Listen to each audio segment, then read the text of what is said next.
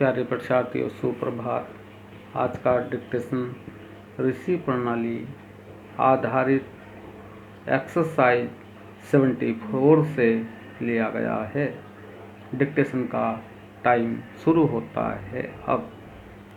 अच्छे जमींदार या ताल्लुकेदार किसानों को अपनी रियाया समझते हैं और उसके साथ सद्व्यवहार के साथ पेश आते हैं।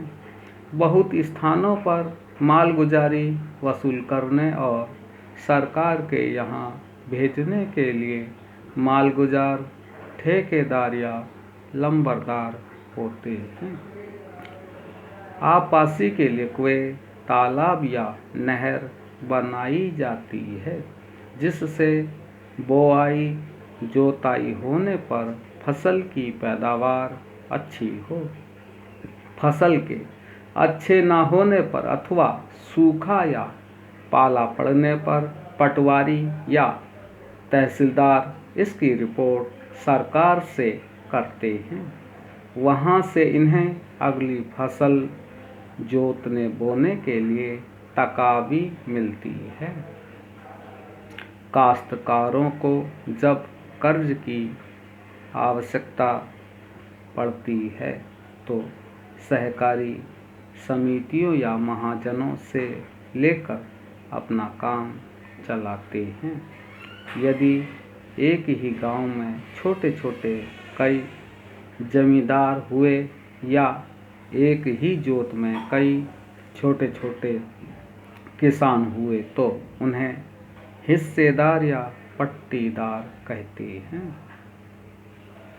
जमींदार अपने लगान की वसूलियाबी कारिंदा के द्वारा कराता है। वह इन वसूलियाबी का हिसाब जिन बही खातों में रखता है उसे जमाबंदी, स्याहा या खतौनी कहते हैं।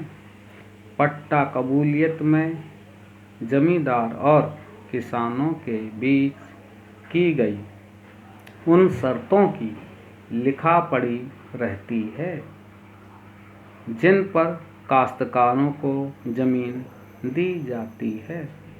लगान न अदा करने पर जमींदार आगरा के प्रांत में आगरा टेनेंसी एक्ट की धाराओं के अनुसार और अवध में अवध रेंट एक्ट के अनुसार किसानों पर मुकदमे चलाकर उन्हें बेदखल कर देते हैं।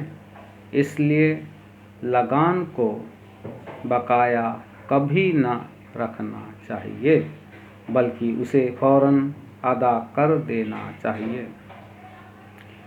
ज़मीनों की किस्मों के अनुसार अलग अलग लगान हैं और इन्हीं लगानों के अनुसार किसानों को खुदकाश्त, सिकमी, हीन हयाती या मारूसी किसान कहते हैं। साकितुल मिल्कियत किसानी का लगान मारूसी लगान से भी कुछ कम होता है। सरकार ने इनकी मदद के लिए agriculturist relief act, encumbered state act अभी पास किए हैं।